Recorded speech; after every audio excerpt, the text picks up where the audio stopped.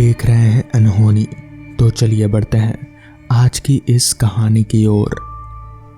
ये कहानी अब्दुल की है। अब्दुल जो आर्थिक रूप से बहुत गरीब और असहाय था, जिसके कारण उसने 22 साल पहले ऑटो रिक्शा ड्राइवर बनने का तय किया। वो अपने काम में बखूबी रूप से माहिर था, लेकिन एक हादसे ने उसकी ज़िंदगी ही ख़त्म करके रख दी। आखिर क्या थी ये कहानी? तारीख 15 अप्रैल साल 2017। अब्दुल का जन्मदिन था। अब्दुल सारा दिन ऑटो रिक्शा चलाने के बाद अपने घर की ओर निकल पड़ता है। वो अपने परिवार की जिम्मेदारी अच्छे से निभाता है। ऑटो रिक्शा सारा दिन चलाने के बाद वो थक जाता है, लेकिन फिर भी वो बहुत खुश था। आज उसकी कमाई बहुत अच्छी हुई थी। वो सोचता है कि घर जाते हुए वो रास्ते से कुछ खाने का सामान लेता चलेगा, ताकि उसके दोनों बच्चे और पूरे परिवार को खुशी मिले। अब्दुल अपने परिवार में बहुत प्यार करता था। वो हर दिन अपना सबसे ज़्यादा समय वक्त ऑटो रिक्शा चलाता था, ताकि जीवन में कभी भी उसके परिवार वालों को किसी के सामने हाथ ना फैलाना पड़े। आज अब्दुल को बार बार फ़ोन आ रहे थे।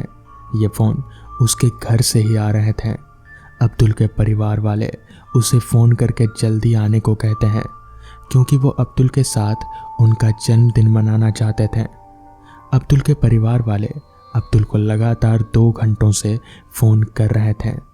अब्दुल उन्हें हर फ़ोन पर मना कर देता था, क्योंकि वो थोड़ा ज़्यादा रुपए कमाना चाहता था, ताकि शांति से वो अपने परिवार के साथ जन्मदिन मना सके। रात के 11:30 बज रहे थे। इस समय गांव के लोग नींद की अवस्था में होते हैं। अब्दुल को अब कोई पैसेंजर नहीं मिल रहा था। अब्दुल ने सोचा कि अब उसे शायद और कोई पैसेंजर नहीं मिलेगा। अब उसकी जेब में भी पूरे दिन के लगभग 1200 से 1300 तक की आमदनी हो चुकी थी। वो अपने घर की ओर निकल रहा था। उसने अपने कमीज के दोनों आस्तीनों को खींचा हुआ था। वो बहुत खुश था। वो रास्ते में ढाबे से कुछ खाने का सामान भी लेकर जाने का सोच रहा था। रात का समय होने के कारण वो तेजी से अपनी ऑटो रिक्शा को दौड़ा रहा था। यह रास्ता उसके घर की तरफ का शॉर्टकट था। वो ऑटो को जैसे हवा से बातें करवा रहा था, तभी अचानक से एक तेज सी रोशनी उसके आंखों के सामने पड़ी और वो खुद को बचाने के लिए ऑटो रिक्शा के हैंडल को खींचकर दूसरी ओर किया। अंधेरा होने के कारण उसे ये पता नहीं चला कि उसका रास्ता अब बदल चुका है। वो जिस रास्ते पर अब था, ये रास्ते की एक खास बात थी। वो ये थी कि इस रास्ते से अब्दुल का गहरा संबंध रहा है। 22 साल पहले वो इसी रास्ते से गुजरा था। अब्दुल को उस रास्ते पर जाते ही अजीब सी आवाज़ें सुनाई देती है। उसे अपना वही सफ़र फिर से याद आने लगता है। वो इसी दिन 22 साल पहले आया था। रास्ता बेहद सुनसान था। वो जल्दी जल्दी आगे बढ़ रहा था। तभी अचानक से उसकी ऑटो रिक्शा के सामने एक लड़की आ गई। लड़की की शक्ल देख अब्दुल बहुत डर गया। अब्दुल की आंखें बंद हो गईं। उसने आंखों को मसला और फिर से आगे की ओर देखने लगा, लेकिन इस बार वहाँ कोई लड़की नहीं थी। उसी पल अब्दुल के कंधे पर उसी लड़की का हाथ आता है। वो बेहद ठंडी हवा में भी पसीने से भीग जाता है। वो लड़की उसे धीमी सी आवाज़ में कहती है, भैया आगे की तरफ चलेंगे? अब्दुल घबराते हुए नहीं कह देता है। वो कहता है कि उसे अपने घर जाना है। वो लड़की फिर कहती है, मैं तुमको तुम्हारे घर तक पहुंचा दूंगी। अब्दुल डरते हुए उसे ऑटो रिक्शा में बैठा लेता है। वो फ़ोन निकालकर अपने घर पर फ़ोन करने की कोशिश करता है, लेकिन उसके फ़ोन में नेटवर्क नहीं आ रहा होता है। वो लड़की उससे कहती है, यहाँ फ़ोन नहीं चलता। अब्दुल इस वक्त हद से भी ज़्यादा घबरा जाता है जब उसे पता चलता है कि जो लड़की उसकी ऑटो रिक्शा में बैठी हुई है, उसका चेहरा आगे शीशे पर नहीं दिख रहा है। अब्दुल उस लड़की को देखने के लिए पीछे मुड़कर देखता है तो उसका ऑटो पर से नियंत्रण हट जाता है और उसका ऑटो एक बड़े से पेड़ से ज़बरदस्त टकरा जाता है। इसमें अब्दुल की वहीं मौत हो जाती है। उधर अब्दुल के घर पर उसके परिवार वालों का माहौल अब बहुत परेशान हो जाता है। पूरी रात अब्दुल की कोई खबर नहीं मिल रही थी, फ़ोन भी नहीं लग रहा था। अब्दुल के बच्चे और अब्दुल की पत्नी बहुत परेशान हो जाते हैं। तभी उनका एक पड़ोसी उनके पास आता है और अब्दुल की पत्नी को अखबार दिखाते हुए कहता है, कल अब्दुल सांगूर इलाके से आ रहा था क्या? अब्दुल की पत्नी कहती है कि उसे कोई जानकारी नहीं है, लेकिन ये अब्दुल नहीं हो सकता क्योंकि वो गाड़ी कभी लापरवाही से नहीं चलाता। वो इतने विश्वास से इसलिए कह पा रही थी क्योंकि अखबार में मरने वाले की कोई तस्वीर नहीं थी। अब्दुल के घर के सामने अचानक से पुलिस की गाड़ी पहुंचती है। सभी बहुत घबरा जाते हैं। पुलिस के हाथ में एक तस्वीर होती है। यह तस्वीर अब्दुल के लाश की थी।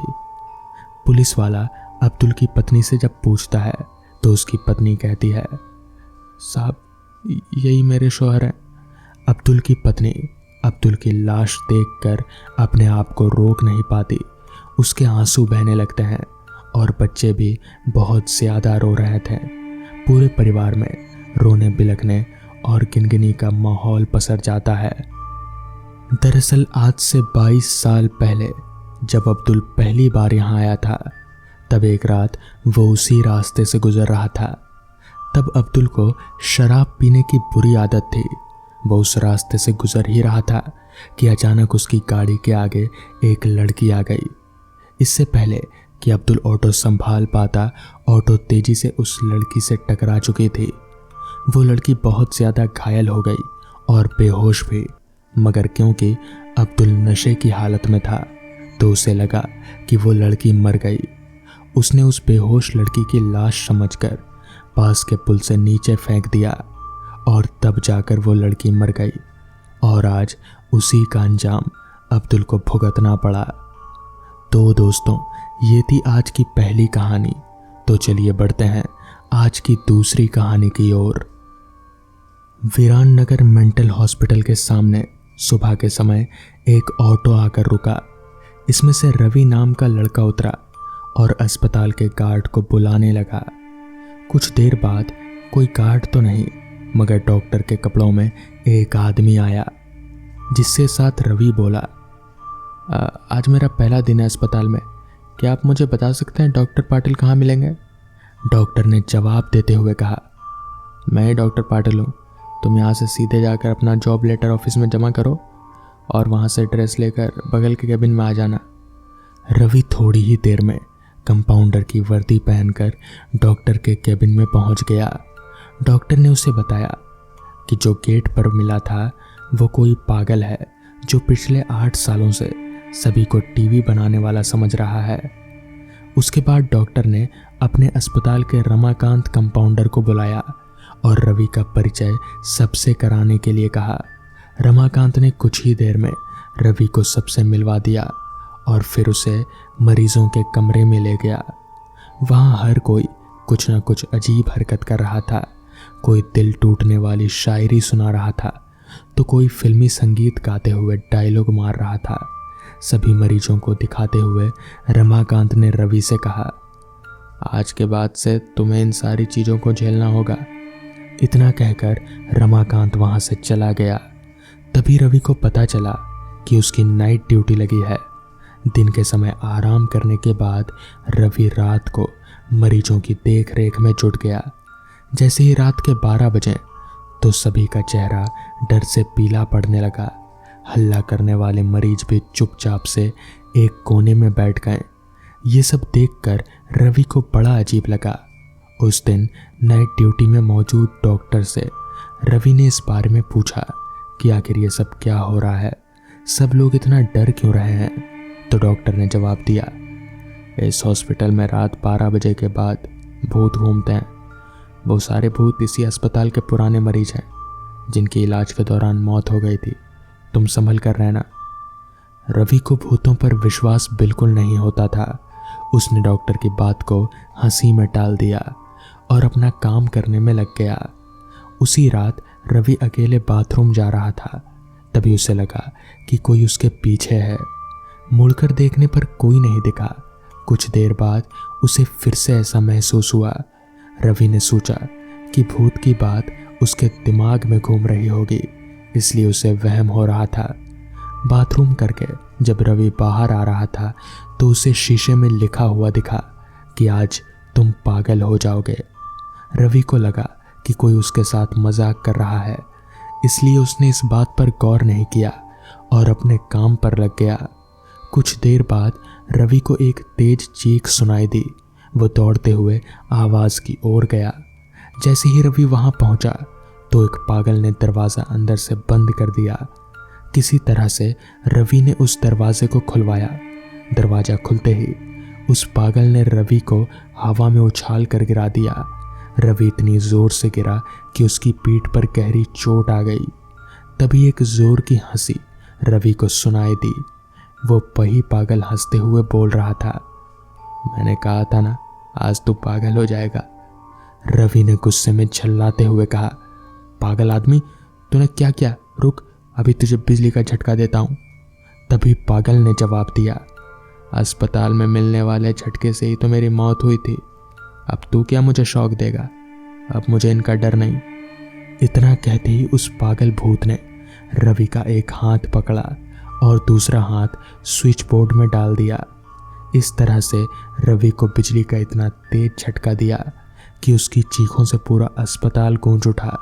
रवि की आवाज़ सुनकर अस्पताल में मौजूद नाइट स्टाफ दौड़ते हुए उस कमरे की तरफ आए।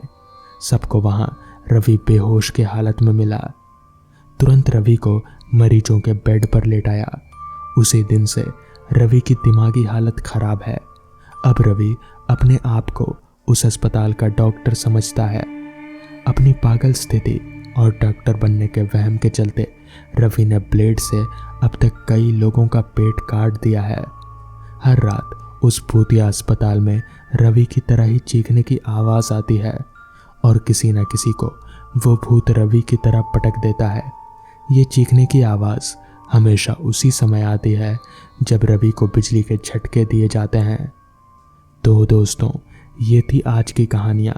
अगर आपको ये कहानियाँ पसंद आई हों तो वीडियो को लाइक और चैनल को सब्सक्राइब कर दें। तो मैं आपका दोस्त आर्यन जल्द ही मिलूँगा आपसे ऐसी ही नई कहानियों के साथ। तब तक के लिए अपना ख्याल रखें।